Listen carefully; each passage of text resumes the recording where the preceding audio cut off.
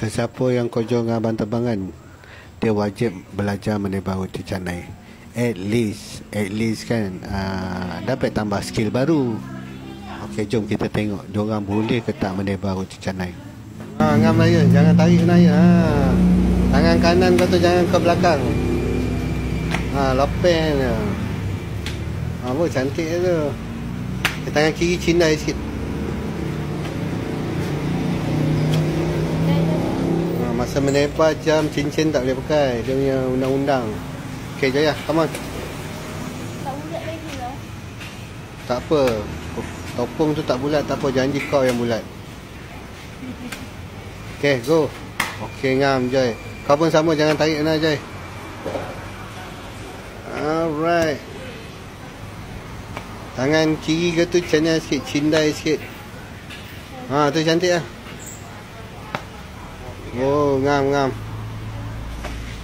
Okey, nipis tu tepi tu, ngam.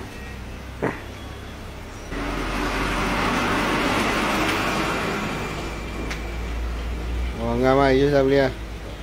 Ayus tinggal cindai ni, cindai ni, tangan kiri punya cindai je.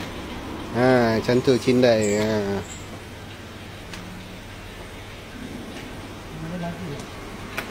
Ayolah, laju pelan-pelan je.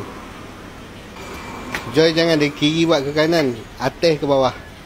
Baru kau punya topung tu tak ke kanan. Okay, go, Joy, come on. Okay, ngam Joy. Ngam, botol dulu. Oh. Ngam Joy. Acu ni bondol lah, Acu. Okay, botol lipet tu dulu, yang bergulung-gulung tu botol tu. Okay. Ni dah ngam dah, hari kedua kau dah mahir dah ni. Seminggu dah boleh nebak dah ni. Dah boleh dah kombang. Joy, ngam Joy. Ngam Joy. Saya nak gelak. Ngam. Ayus punya sampai pegang pun dah ngam lah.